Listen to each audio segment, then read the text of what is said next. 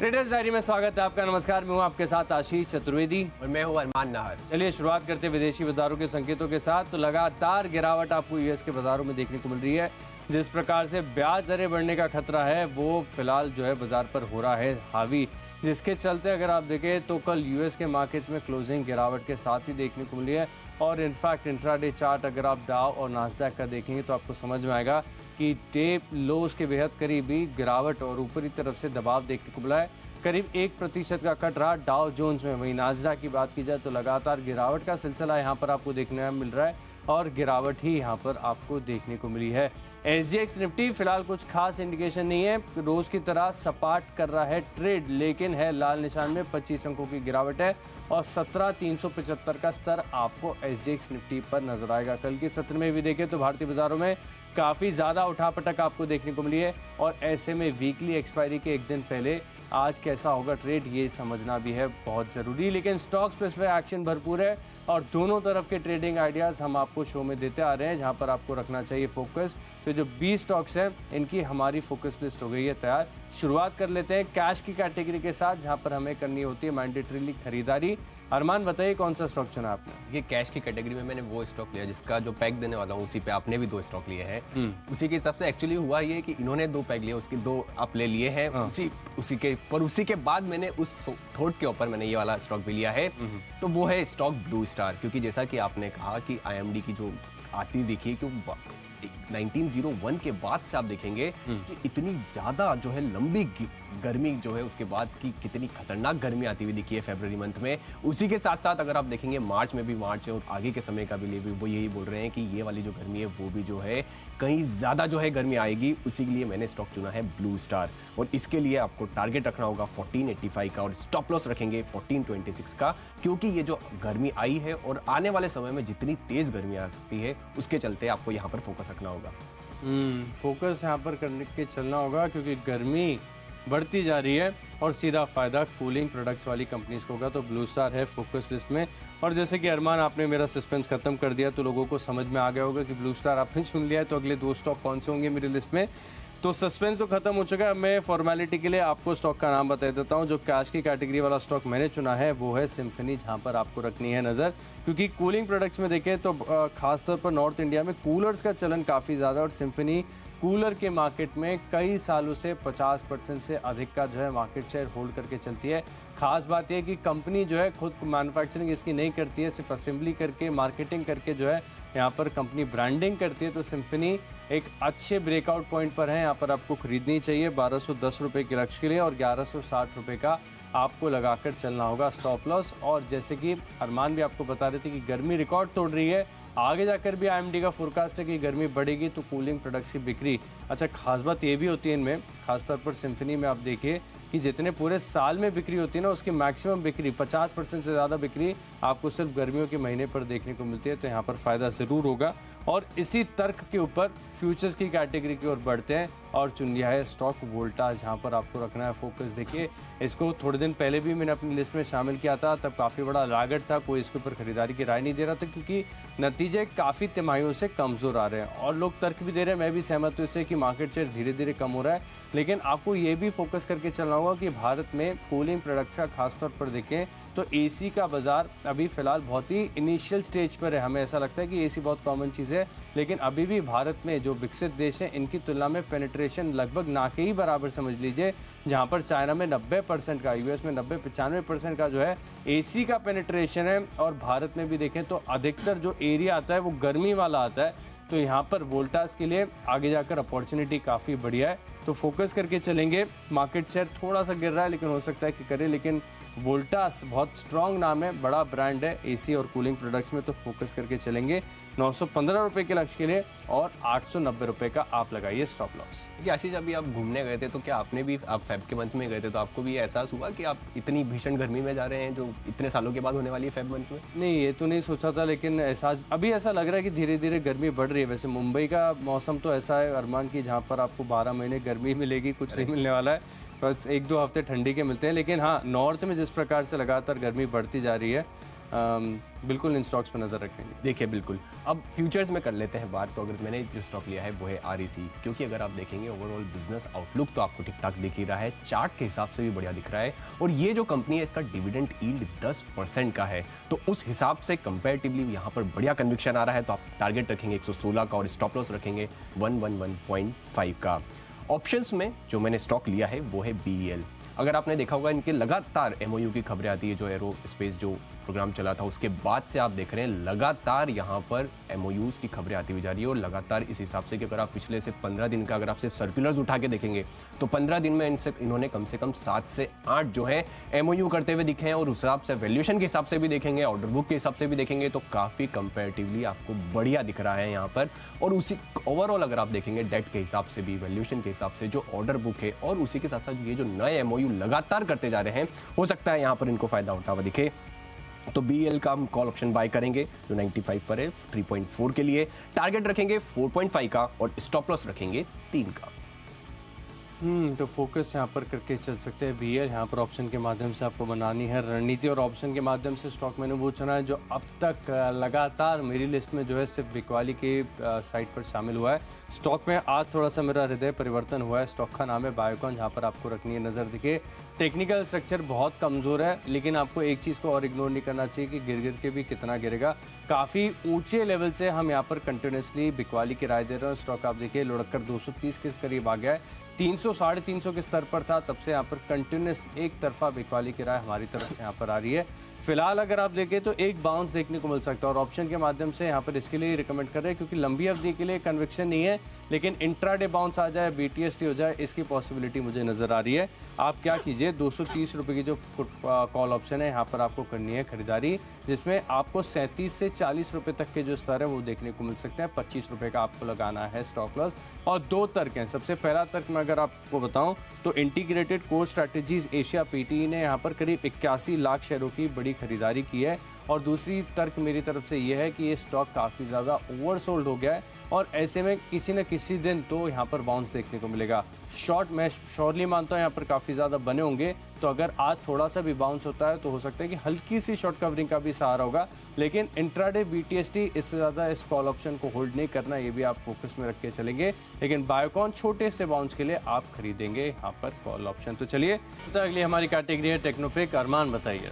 देखिए टेक्निकल के हिसाब से जो मुझे कंपेरेटिवली अगर आप देखेंगे जो चार्ट जिसका कंपेरेटिवली बढ़िया दिख रहा है, अगर आप देखेंगे 7 दिन का देखेंगे या 15 दिन में देखेंगे, जो चार्ट का मूवमेंट आपको बढ़िया आता हुआ दिख रहा है वो है स्टॉक टोरेंट पावर, और ये मैं कैश की बात कर रहा हूँ।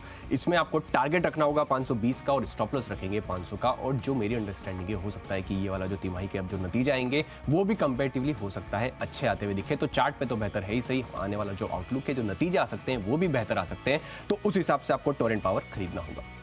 टोरेंट पावर यहाँ पर आप रखेंगे नज़र, और टेक्निकली जो स्टॉक मुझे पसंद है वो भी शुरू होता है T से। स्टॉक का नाम है त्रिवेणी टर्बाइन, जो लंबे समय से स्टॉक मेरे रडार पर है, यहाँ पर आपको रखनी चाहिए नज़र। खासतौर पर तर्क बहुत सिंपल है, और काफ़ी बार शो के दौरान आपको समझाया कि स्टॉक ने दिया है ऑल टाइम हाई ब्रेकआउट। बहुत ही सिंपल सा लॉजिक है कि कभी भी अगर कोई stock all time high breakout देता है तो आप समझ लीजिए कि बुल्स पूरी तरीके से चार्ज अप हैं, और वही स्टॉक को कर रहे हैं कंट्रोल। एक हफ्ते का समय बनाकर दीजिए, क्योंकि मैं मान रहा हूँ कि जिस स्ट्रक्चर के बाहर इसने ऑल टाइम हाई का ब्रेकआउट दिया है, स्टॉक में बढ़िया तेज़ी आपको देखने को मिल सकती है। लेकिन फिलहाल के लिए छोटा सा लक्ष्य 335 रुपये के लक्ष्य के लिए यहाँ पर आप करेंगे खरीदारी। त्रिवेणी टर्बाइन मेरी तरफ से टेक्नोपिक।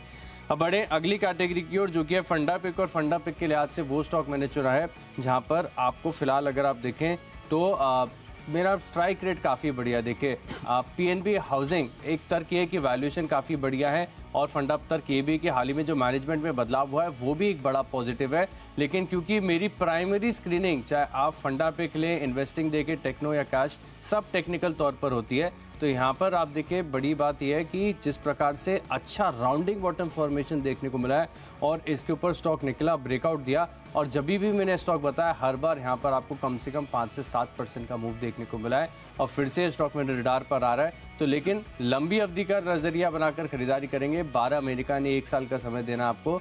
690 रुपये तक के जो रिटर्न्स हैं आपको PNB हाउसिंग में देखने को मिलेंगे। वैल्यूएशन का कंफर्ट फंडा पिक और टेक्नो पिक के लिहाज से आप देखिए तो बड़ा राउंडिंग बॉटम ब्रेकआउट है, जहां पर आपको रखनी है नजर। देखिए फंडामेंटली मैंने जो स्टॉक लिया है वो है TVS इलेक्ट्रॉनिक्स। अगर आप ओवरऑल पहले इनका बिजनेस अगर आप देखेंगे, बिजनेस क्या है, डॉट मैट्रिक्स प्रिंटर जो IRCTC में जो आपको जो प्रिंट होता है, टिकट प्रिंट होता है, तो उसमें जो प्रिंटर यूज़ किया जाता है वो टीवीएस इलेक्ट्रॉनिक्स के ही प्रिंटर है। उसी के साथ साथ आप कहीं शॉप पे जा रहे हैं, वो बारकोड से स्कैन करते हैं, बिल निकलता है, वो भी टीवीएस इलेक्ट्रॉनिक्स उसमें मार्केट लीडर है ही सही। और उसी के साथ साथ लेबल प्रिंटर, सिर्फ बारकोड स्कैनर्स नहीं, जो बारकोड जो स्कैन किया जाता है, वो जो बारकोड स्कैन कराया जाता है, उस पर जो बनाया जाता है वो प्रिंटर भी लेबल प्रिंटर, वो भी ये कंपनी बनाती है। अब ये वाला अभी स्टॉक फोकस में क्यों है? देखो मार्केट का अगर आप देखेंगे इसकी तो लगभग 600 करोड़ के आसपास की है। पहली बार कंपनी ने इन्वेस्टर प्रेजेंटेशन दिया, मतलब अब कंपनी का मैनेजमेंट जो है या कंपनी का ग्रुप एज अ ग्रुप है, वहां पर उनका कंपैरेटिवली फोकस काफी ज्यादा बढ़ गया है। और उसी के साथ साथ अगर आप Q3 का अगर नतीजे देखेंगे तो नतीजे कोई बढ़िया नहीं थे, नतीजे खराब ही थे।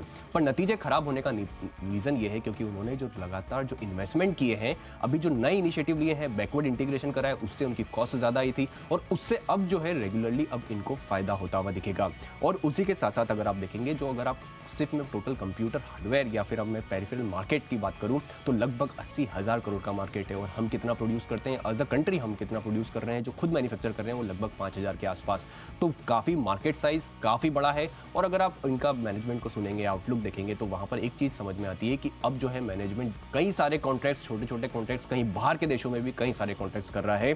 तो उस हिसाब से टीवीएस इलेक्ट्रॉनिक्स, और अगर आपको ये चीज़ पढ़ना हो कि कहाँ पर इनका Q3 में अगर आपको क्यों करा, तो आप इन्वेस्टर प्रेजेंटेशन का पेज नंबर 11 देखेंगे तो उसको बिल्कुल क्लैरिटी मिल जाएगी। इसलिए फंडामेंटली टीवीएस इलेक्ट्रॉनिक्स बाय करेंगे, ड्यूरेशन रखेंगे 15 महीने का और टारगेट रखेंगे 425 का। इन्वेस्टमेंट के हिसाब से जो मैंने स्टॉक लिया है वो है एमटार टेक्नोलॉजी। ये मैं आपको पहली बार नहीं दे रहा हूँ, मैं पहले आपको 1500 के आसपास जो था वहाँ पर भी दे चुका हूँ। वहाँ से ऑलरेडी 1700-1800 के आसपास आया था, अभी भी लगभग 1700 के आसपास ही है। और यहाँ से अगर मैं टारगेट जो दे रहा हूँ वो रिवाइज करके 2000 के टारगेट दे रहा हूँ। अब एक चीज़ क्लियर है इसमें, ये चीज़ समझिए कि इनका जो Q3 के रिजल्ट आए थे वो तोड़फोड़ आए थे, अच्छे नहीं तोड़फोड़ आए थे, मार्जिन तो मेंटेन रहे थे। पर इंटरेस्टिंग चीज वो है कि अगर आप अर्निंग्स कॉल सुनेंगे तो अर्निंग्स ने पूरे साल का जो गाइडेंस है, वो पहले जो गाइडेंस था वो 515 करोड़ का पूरे साल का रेवेन्यू था, उसको बढ़ा के 570 से 600 करोड़ हो गया है। तो उस हिसाब से अगर आप 9 मंथ का कैलकुलेशन करेंगे तो जो Q4 है उसका रेवेन्यू लगभग बन के आता है 190 से 200 करोड़ के आसपास का रेवेन्यू बन के आता है। और अगर आप Q4 FY22 की बात करेंगे, वो कितना रेवेन्यू था? वो सिर्फ 100 करोड़ का रेवेन्यू था। और मार्जिन्स वो बोल रहे हैं मेंटेन रखेंगे, मतलब Q4 जो है वो काफ़ी बढ़िया आने वाला है। और इंटरेस्टिंग चीज़, अगर आपने व्यूज़ पे सुना होगा तो मैनेजमेंट ने आसानी से ये चीज़ कही थी कि आने वाले 5 साल में हम रेवेन्यू को 5 गुना आराम से कर देंगे। और अर्निंग्स कॉल में भी उन्होंने ये बोला कि FY23 की रेवेन्यू के ऊपर वो 45 से 50% की जो है वो वहां पर ग्रोथ का टारगेट कर रहे हैं। और अगर इनका मेजर जो कस्टमर है वो है ब्लूम एनर्जी की आप ऑर्डर बुक देखिएगा कभी, ब्लूम एनर्जी की ऑर्डर बुक 80,000 करोड़ की है, जो ऑर्डर बुक इनको पेंडिंग है ब्लूम एनर्जी के पास। तो उस हिसाब से काफी फोर्सिएबल फ्यूचर है, आउटलुक बहुत बढ़िया है, कंपनी का बिजनेस बहुत बढ़िया है। तो इन्वेस्टमेंट के हिसाब से आपको करना होगा एमटार टेक्नोलॉजी बाय, टारगेट रखेंगे 2000 का, ड्यूरेशन 1 साल का। निवेश के लिहाज से स्टॉक मुझे पसंद आते हैं सरकारी, जहां पर है बढ़िया रेवेन्यू विजिबिलिटी और है अच्छी डिविडेंड यील्ड। स्टॉक चुना है NHPC। पहले भी आपको जब 36 रुपये IPO का ब्रेकआउट हुआ था तब ये स्टॉक बताया था, और 36 रुपये से 47 रुपये तक एक तरफा तेजी स्टॉक में देखने को मिली थी। लेकिन फिर समहाउ स्टॉक में आ गया बड़ा करेक्शन और बाजार भी है कमज़ोर, इसे भी इग्नोर नहीं करना चाहिए। 47 रुपये से लुढ़क कर स्टॉक आ गया 38 या 39 रुपीज़ के आसपास। लेकिन अब दोबारा एंट्री की जा सकती है और जिन्होंने खरीदारी ऑलरेडी की है वो भी होल्ड करेंगे, क्योंकि 5 से 6% की डिविडेंड यील्ड है, तो उतना तो पैसा आपका साल में बनेगा ही। लेकिन कैपिटल अप्रिसिएशन भी अच्छे हैं। अच्छा, न्यूज़ पर व्यूज़ में कंपनी का मैनेजमेंट आया था, जहां पर ये बता रहे थे कि अगले 5 साल में अपनी क्षमता जो है कंपनी दुगनी करने वाली है। और जिस प्रकार से नए इन्वेस्टमेंट्स के लिए भी इन्हें अप्रूवल मिलते जा रहा है, कल भी एक अप्रूवल मिला है, 47 रुपये के दोबारा लक्ष्य ले आप यहाँ पर करेंगे खरीदारी। अब बात करें खबरों की, तो खबरों के हिसाब से लिया है सीमैक, जहाँ पर आप रखेंगे फोकस। लेकिन सिर्फ और सिर्फ खबरों के लिहाज से करनी है खरीदारी। स्टॉक अगर आज चलेगा तो ठीक, नहीं चलेगा तो भी आपको करना पड़ेगा एग्जिट, क्योंकि कन्विक्शन नहीं है, टेक्निकल्स हैं बहुत ज़्यादा कमज़ोर। 575 का लगाइए स्टॉप लॉस और 595 के टारगेट जो खबर फिलहाल आ रही है ONGC की तरफ से, उसके चलते यहाँ पर आपको रखना है फोकस। देखिए, खबरों के हिसाब से मैंने जो स्टॉक लिया है वो जायडस लाइफ साइंस, क्योंकि अगर आप देखेंगे इनको US FDA से एक दवा की जो है अप्रूवल मिलता हुआ दिखा है। और इस दवा का अगर आप मार्केट साइज देखेंगे, मार्केट पोटेंशियल देखेंगे तो वो काफ़ी बड़ा है। तो हो सकता है ये कंपनी के लिए काफ़ी बड़ा पॉजिटिव आता हुआ दिखे, इसलिए आपको ये बाय करना होगा कैश में। अब टारगेट रखेंगे 480 का और स्टॉप लॉस रखेंगे 458 का। बढ़ते हैं हमारी आखिरी कैटेगरी यानी माई चॉइस की तरफ। और यहाँ पर पहला जो स्टॉक है मैंने लिस्ट में चुना है पॉलीकैब, जहाँ पर है टेक्निकल्स काफ़ी मजबूत, अच्छा स्ट्रक्चर है, बढ़िया इंडिकेटर्स भी इशारा कर रहे हैं कि स्टॉक में आएगी तेजी। तो 3205 रुपये का लक्ष्य है और 3060 रुपये का आप लगाइए स्टॉप लॉस। अगला जो स्टॉक है मिडिल ईस्ट में वो है एजिस लॉजिस्टिक्स, जहाँ पर रखना है आपको खास नज़र, क्योंकि टेक्निकल्स काफ़ी बढ़िया हैं। 380 रुपये का टारगेट है, 355 रुपये का आप लगाइए स्टॉप लॉस। और आखिरी स्टॉक है मिडिल ईस्ट में सेरा सैनिटरी वेयर, जो कुछ दिनों पहले भी स्टॉक मैंने आपको बताया था। अब यहाँ पर दिखे तो वीकली चार्ज पर, हालांकि हफ्ता पूरा नहीं हुआ है, लेकिन जो वीकली चार्ज पर कैंडल बनी है इसमें all time high breakout already हो चुका है। तो सेरा में आपको खरीदारी करनी है, 6750 रुपये के लक्ष्य ले और 6425 रुपये का आपको लगाना है स्टॉप लॉस। देखिए, अगर आप देखेंगे माय चॉइस की अगर आप बात करें, सबसे पहला जो मैंने स्टॉक लिया है वो है इजी ट्रिप प्लानर्स, क्योंकि जो मैंने एक बार आजकल मैंने कॉल भी किया था उनके कस्टमर केयर पे, इसी कस्टमर केयर पे जो रिप्रेजेंटेटिव था उससे बात करके समझ पड़ रहा था कि वो डेफिनेटली काफ़ी बिजी हैं और उनका जो आउटलुक है, जो बिजनेस है वो काफ़ी बढ़िया चल रहा है। तो उस हिसाब से आपको मैं सिर्फ 3 महीने के लिए बोल रहा हूँ, क्योंकि मेरा अनुमान ये है कि Q4 जो रिजल्ट आने वाले हैं वो कंपेरेटिवली काफ़ी बढ़िया आ सकते हैं, इसलिए आपको ड्यूरेशन रखना है 3 महीने का और टारगेट दे रहा हूँ 55 का। दूसरा स्टॉक जो लिया है मैंने वो है पतंजलि फूड्स, क्योंकि अब जिस लेवल पे आ चुका है, और अगर आप देखेंगे इनका फूड बिजनेस का कारोबार देखेंगे या फिर अगर आप टोटल FMCG का कारोबार का जो देखेंगे, उसका कंपैरेटिवली मार्जिन घटे थे, पर अब वो सस्टेन हो जाएंगे और उसके बाद जिस वैल्यूएशन पे ऑलरेडी ये आ चुका है वहां पर यहां से कंपैरेटिवली काफी बढ़िया रिस्क रिवॉर्ड मुझे मिलता है। फंडामेंटली भी ओवरऑल लुक कर्ज बुक तो पहले ही हो चुके हैं, इसलिए ड्यूरेशन रखेंगे 15 मंथ्स का और टारगेट रखेंगे 1250 का। और तीसरा स्टॉक है बॉम्बे वर्मा ट्रेडिंग, क्योंकि यहाँ पर एक खबर आती हुई दिखी है, क्योंकि इन्होंने जो प्लांटेशन और असेट फॉर्मिंग, एक जो प्लांट है इनका जहाँ पर एक असेट है, वो अगर आप देखेंगे उसको वो बेचने के लिए जो एक करार किया है, तो लगभग वो 291 करोड़ के आसपास का जो करार दिख रहा है। तो इस खबर के हिसाब से यहाँ पर है इनको फायदा होता हुआ दिखेगा। टारगेट रखेंगे 910 का और स्टॉप लॉस रखेंगे 878 का। तो चलिए, जो 20 स्टॉक्स हैं इनकी लिस्ट हो गई तैयार। और अगर आपने कोई भी स्टॉक या कोई भी लेवल मिस कर दिया तो पहले आप जल्दी से देखिए रिकैप। कैश का स्टॉक है लिस्ट में, सिम्फनी वोल्टास के फ्यूचर्स में करेंगे खरीदारी और बायोकॉन में 230 रुपये की कॉल ऑप्शन खरीदेंगे 37 रुपये के लक्ष्य के लिए।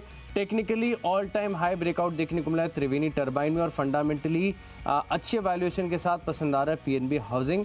निवेश के लिहाज से खरीदेंगे 5% डिविडेंड यील्ड वाली कंपनी NHPC और खबरों का असर देखने को मिलेगा सीमैक में। पॉलीकैब इंडिया में आएगी तेजी, एजिस लॉजिस्टिक्स है ब्रेकआउट के लिए तैयार और सेरा का है स्ट्रक्चर बहुत बढ़िया, 6750 रुपये का लक्ष्य है। इन 10 स्टॉक्स में मेरा कन्विक्शन सबसे ज्यादा है फंडापिक PNB हाउसिंग, जहां पर टेक्निकल्स का भी बढ़िया सपोर्ट है। 690 रुपये के लक्ष्य के लिए खरीदारी करेंगे। देखिए, कैश में जो स्टॉक लिया है वो ब्लू स्टार, उसके साथ अगर फ्यूचर्स की बात करें तो REC बढ़िया दिख रहा है। भारत इलेक्ट्रॉनिक्स की बात करें, ऑप्शंस में आपको लेना है, क्योंकि जो बढ़िया MOUs लगातार करते जा रहे हैं। टेक्निकली टोरेंट पावर बढ़िया दिख रहा है। फंडामेंटली TVS इलेक्ट्रॉनिक्स जिस स्पेस में है, जिस वैल्यूएशन पे है, जिस ग्रुप का है, काफ़ी बढ़िया है। इन्वेस्टमेंट के हिसाब से MTAR टेक, क्योंकि जो ऑर्डर बुक है और जो बिजनेस लगातार वो बढ़ाते जा रहे हैं, वहाँ पे कन्विक्शन आ रहा है। खबरों के हिसाब से जायडस लाइफ लेंगे। माय चॉइस में easy trip planners Patanjali foods लेंगे, क्योंकि वहाँ पर आप फंडामेंटली देखेंगे स्टोरी बढ़िया दिख रही है। Q4 के नतीजे भी आपको हो सकता है बेटर आते हुए दिखे। और अगर बॉम्बे वर्मा की बात करें, वहाँ पर भी खबर आती हुई दिखी है। और अगर हमारा बेस्ट पिक देखेंगे तो वो होगा MTAR टेक्नोलॉजी, जो कि अगर हमने जो मुझे कंपैरेटिवली बिजनेस स्पेस की बात करें तो वहाँ पे कंपैरेटिवली काफ़ी बढ़िया दिख रहा है। अब ओवरऑल ये तो हमने हमारी 20 पिक्स, ये तो जो हमारी 20 पिक्स हैं वो तो हमने ऑलरेडी बता दी हैं, जिसमें हमने ये सब चीज़ें बताई हैं, जिसमें आप कोई से भी जितने भी स्टॉक्स हैं जिसमें जो हमारा आउटलुक है